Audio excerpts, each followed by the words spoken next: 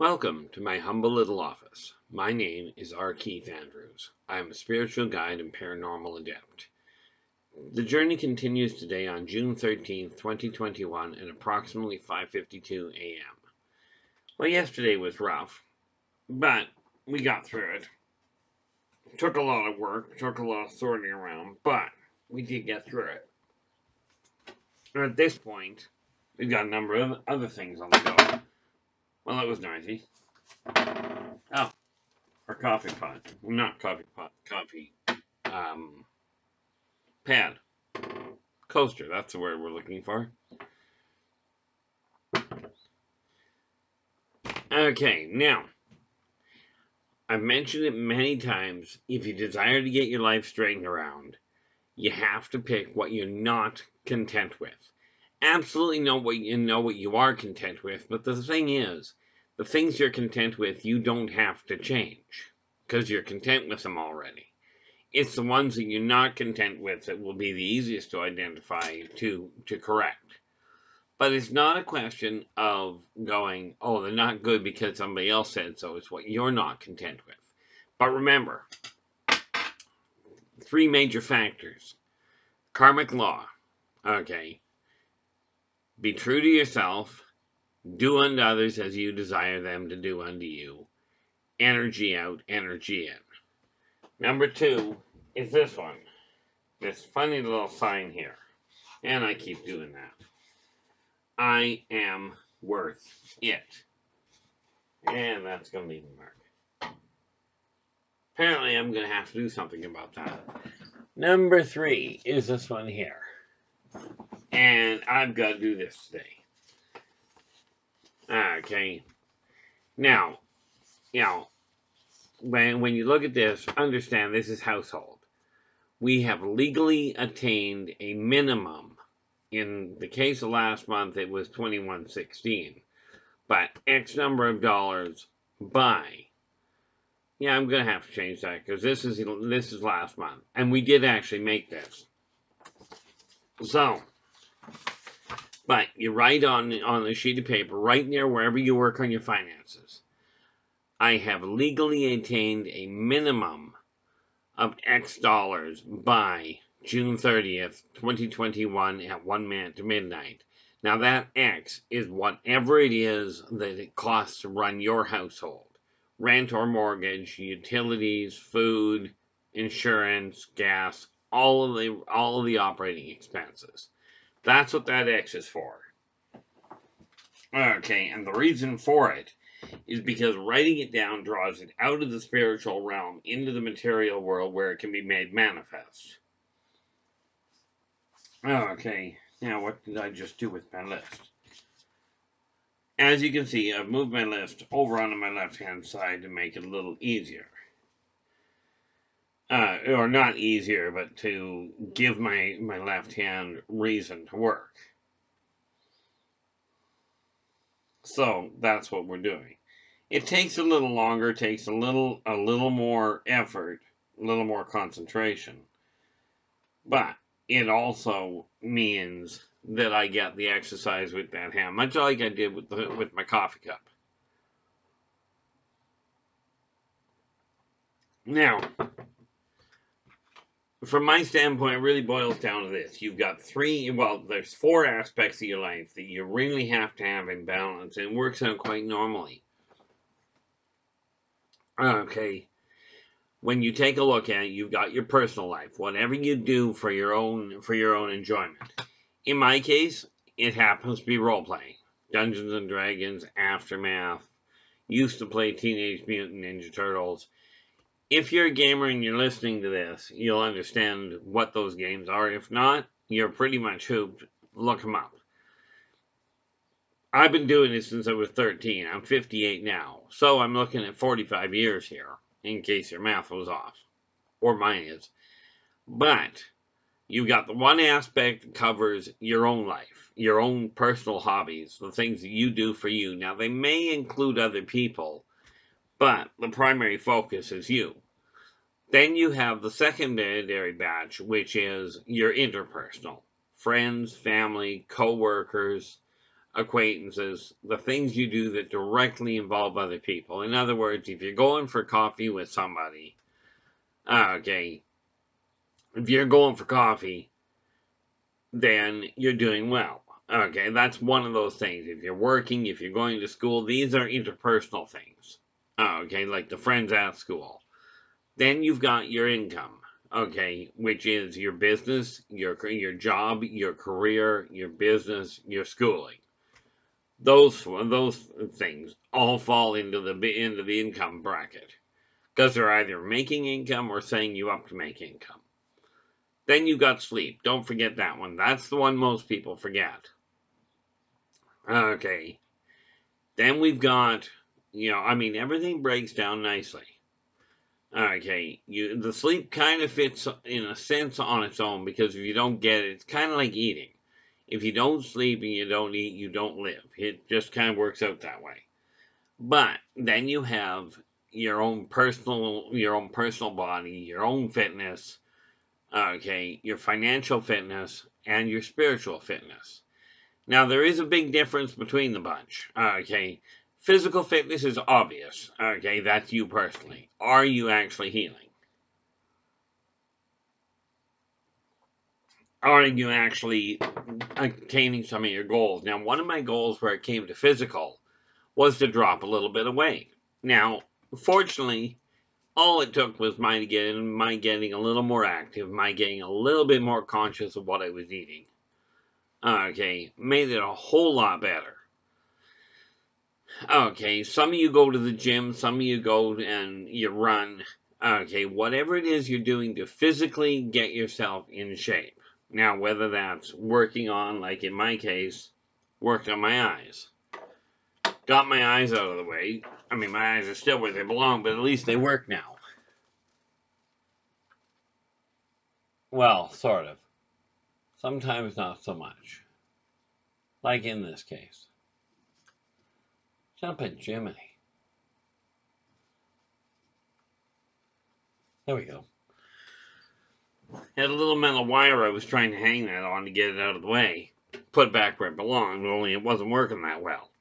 Now, that's your financial business is literally your tracking, and that's where that issue comes in. Budgets are a great idea. I love the idea of them. There's only one problem I've always found. If you don't have a definitive, this is how much money's coming in, you don't have a budget that you can work with. But tracking what you do with your money can be extremely beneficial, which is how I realized that in my case, yes, I got rid of the debt I had. Problem was, I didn't actually cure the thinking process, but that showed up when I started tracking what my money was doing and where I was spending it. I'm like, no, I'm spending way too much in this venue, so I'm going to have to cut it back. So I did. Okay, I'll know by the end of this month just exactly how well that worked. Then you have your spiritual health. Okay, now that includes whether you're going to church, to a temple, to a coven, to a group meeting such as AA or NA, or just simply a support group. Like, for instance, there's support groups for just about every illness available. Okay, one that I know is really tricky for some people is PTSD, post-traumatic stress disorder. Now, there are many people that suffer anxiety, and there's a, for me, it became a very obvious issue. Well, that came out of nowhere. But this is a live recording. And with that in mind, I don't go back and edit anything. Okay, I finally figured out how to use the pause button. That works. But let's get back to where I was. The spiritual path, the spiritual health. Okay, when I was actually saying, if I recall correctly, PTSD, post-traumatic stress disorder. Now, many people suffer anxiety. Okay, and anxiety can do all sorts of things, not the least of which is an anxiety attack and I am no medical doctor. Okay, as a matter of fact, I've defied every medical doctor I've run across, it would seem. But from what I gather, anxiety attacks can mimic heart attacks, with the nice difference that your heart doesn't give out on you. Just feels like it's going to. But find yourself a group that can offer you that support. Now, the thing with religion itself, and there is a staggering number of people that are doing this, okay? First and foremost, let's understand the message that I return to give is this. Working together, we can make this a better world. Now, I am all for, and I thoroughly encourage you to find a church, a temple, a coven, some group that you can go back to, that you can get a socialization with, even if it is just over video. Find yourself a group that you can, and that you feel supported. Okay? Family, in my eyes, family is the most important support group. Which is why I tell people, even when I'm in the middle of a consulting session, I will tell my clients, if my phone rings, if I'm in the middle of a consulting session and my phone rings, and it's my kids, like I'll look at the number, and if it's my kid, either one of my kids, I will absolutely take a pause from what I'm doing and pick up the phone. They are, for me, that is the priority. Everything else takes secondary run. But if you're following a spiritual leader, now I tell people, like, I am a professional guide. I've always, professional psychic. I've always billed myself as a spiritual guide. And here's the thing. If you're following somebody that claims they are a spiritual guide, absolutely make certain they are following their own guidelines. I only talk about 3 laws. Okay. Because if you take a look at any guideline you're on, that you're following, okay, you'll find that they all fit in those 3. Now, if you're following a spiritual guide, whether it happens to be somebody claiming to be, a massive icon from the past, coming back to lead you into the light, that's great. But remember, not everybody can be that. And much more importantly, most of the people that I hear that are saying that, okay, quite frankly, they're going about things really backwards. Like I hear about a lot of them that, oh, I am so-and-so returned, and, come up to my retreat way out in the middle of nowhere in behind a fenced yard. We've got armed guards. Understand, a spiritual guide, number one, doesn't require guns, and certainly doesn't require all of your stuff. Okay. Keep in mind, the material world, okay, it was it was here to do with what we will. Okay, but the primary reason for it was to experience the physical world with limited senses. Hence why we've only got 5 and a rudimentary 6th. Some people have developed their 6th sense, i.e. clairvoyance, clairaudience, all those things that so many people tell me are evil. You'd be amazed how many times I was told, when I was growing up, that I was the devil incarnate because I knew what people were thinking. Now, I'm what I call an uncontrolled telepath. Meaning, many times I'll pick something up that I have no idea if the person actually asked a question or if I just simply picked up the question. And I've gotten used to the idea, I just won't bother worrying about it. Now, when I was growing up, had a large family, foster kids, the whole 9 yards. And according to my father, who now he's been deceased now for 4 years, 4 years? 26, yeah, 5 years. According to him, there were only a half a dozen times in all the time that I was living at home that he managed to sneak anything into the house. Now, fortunately, I figured out how to block things. Okay. At that time, I couldn't stop any of it. And I'll tell you, that can be really annoying. But the reality is, I'm not going to tell you, walk away from whatever church you're going to.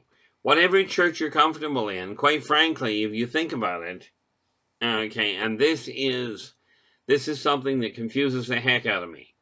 I hear people talking about what they're, talking about the whole, just give me half a second here. I get many people. As a matter of fact, I was talking to two just the other day down at the park that I walk at that are absolutely convinced. They're absolutely convinced God created everything, which is great, except for one little detail. They also turned around and said God did not create all the religions. Well, you got one of two choices, and one of two only. Either God created everything, or he didn't. Your call. Okay, but you can't have both, because it's either everything, or it's most things. Okay, well, could be a lot of other issues, but, you know, there's a lot of variables in there, but if it's everything, it has to be all inclusive. Okay, now I'm a firm believer that, you know, I am a very definitive believer in God, and that's my spiritual path. Okay, some people believe mankind is the only person, the only people that you deal with. And this is where those support groups, like if you're having troubles, just a person, a group that you can deal with, that you can sit down with and talk about things that you all believe in, that you all accept. Scheiße, man, I do hate an itchy nose. If you're one of these people that believe in that have the belief that mankind is where things end, then absolutely find a group of people that are of like mind so you can sit down and get that support, get the guidance from them. If you believe in a higher power, absolutely follow it. I'm not telling you what to believe. I know what I believe, and that's all I can work with. But I can tell you the message that I came back for was to let people know that all people, regardless of your belief, regardless of how you got to where you are in this life. Okay, and how about if we get a thumbs up on this one? Every one of you is starting on exactly the same point. You are exactly where you are right now. Everything that's happened before, frankly, you cannot alter the fact it happened. You can correct the path you were on, kind of like going down the dead end, down a road and finding out it's a dead end. You can come back and start over. Go back to where you got turned off track. Where you lost your way or where you got lost. Lord knows I do that traveling. Okay, you can come back to where you made the wrong turn.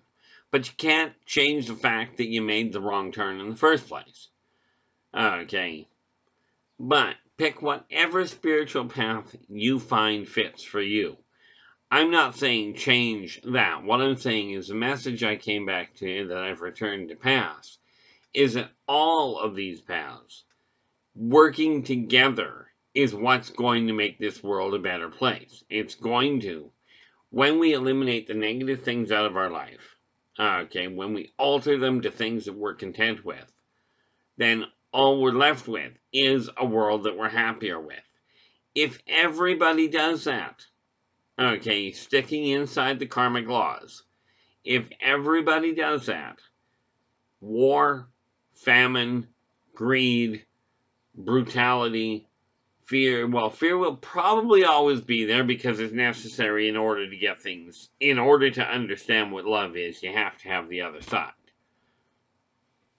Okay, but working together, we can all have a much happier, much more relaxed life. And I don't know about you, but I'm looking at this whole COVID thing and going, it's been almost 2 years now of an absolute disaster. Okay, now, when we talk about post-COVID, COVID's not going away. Okay, it's kind of like post-common cold. Okay, people will figure it out. But where it comes to post-COVID, people say, I want to get back to the way things were. And I'll tell you, I am flat out against that. Greed, debauchery, brutality, abuse. I don't see any point in having these things.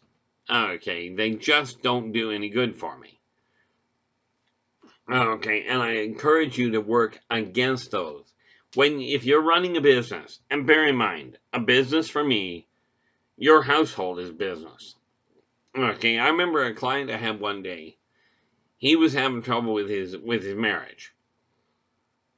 Right, And, you know, they were having trouble making ends meet and what have you. And he was really at odds with his wife because of it. So I asked him, I says, well, what does your wife do for a living? Right?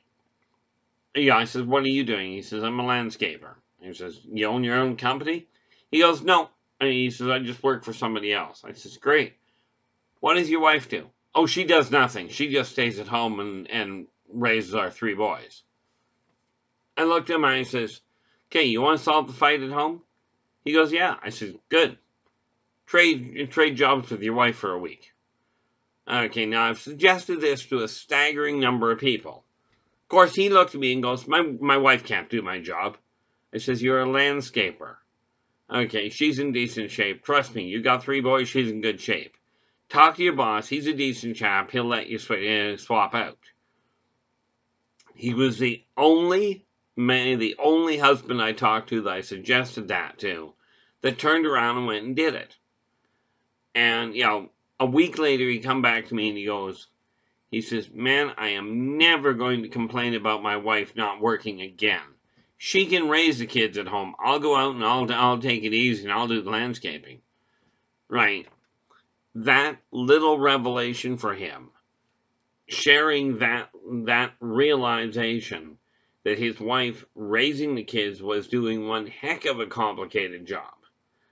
Okay. And unlike the TV show that I've seen where they show the husband, you know, taking, you know, setting all these extra chores up and what have you, that's not the way life goes. Okay, it's cute for TV, but it's not the way life goes. Not usually. So this guy traded jobs with his wife. He stayed home, raised the kids for a week. She went to work to his schedule. And when she came home, she got to put her feet up because she was working. And here's the thing. For those of you that are working, whether you're a working husband or a working wife, it doesn't matter. If one of you is a stay-at-home parent, okay, then the one that is going out to work and coming home, that first hour when you get home, the first thing you do, you want to stabilize a whole lot of things around the house.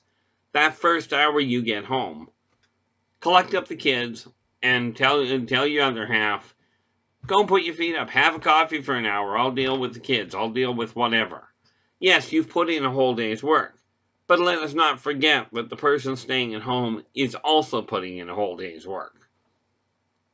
Okay, if you're both out working, then you both require some downtime when you get home, yes. But you also require, somebody's got to take care of the kids and the household stuff. Okay, so work it out so you've got an even balance between it. And I gotta check this because my eyes aren't quite working as well as I'd like. Still working on that. Okay, just checking to make sure I've got the time to do this. Don't want to run really badly over. But when we're talking about spiritual health, we are talking about in the home, in the neighborhood, in your community. It is not just an issue of sitting down and praying that things will get better. There's an old saying I heard a long time ago. God helps those that help themselves. And what this means is absolutely the prayers are very beneficial for the spiritual body. But if you don't get up and do the physical work, you're still not going to have the success you're aiming for. Okay. And remember, remember to include that funny little thing that so many people have gotten away from. Pick one meal of the day. Breakfast, lunch, or supper. Okay. Now, those are the names, it doesn't matter. The first meal, the mid meal, and the last meal. Take your pick. But pick one meal where everybody shuts off their cell phones, turns the TV off, and sits down at the dinner table. Okay. Take the time, regardless of the age, to let people have their say. And for those of you that have really small kids, enforce the idea when they want to keep talking, and they will want to keep talking. It just kind of goes it goes with the territory. You know, the minute they figure out how to speak, getting them to keep quiet can be a challenge. But they do have value, they do have opinions, and they do have to be heard. This old idea of children are meant to be seen and not heard doesn't work very well. So pick one meal of the day where you sit down, you have breakfast at the table with each other. Okay, turn everything off. We're talking an hour to an hour and a half. The electronics that people get buried in are not a requirement. I mean, they make life easier in some cases, but I will tell you, they have absolutely... The electronics didn't do the problem. But people's reliance on the electronics have made a major complication. And in order to get this world turned back around, we have to start at the basics. The basic is the home. Okay, if you're living on your own, okay, the trick there is pick one meal of the day where you sit down at your dining room table, put the newspaper away, put your phone away, turn the TV off, sit down, and eat. Okay, again, we are talking an hour to an hour and a half at the most. And usually if you're single, it's probably half an hour if you're lucky. But sit down and eat at the table. We're only talking one meal a day. And there's going to be, your teenagers are going to go, but I want to go and do such and such. Well, you probably do, but sit down and eat.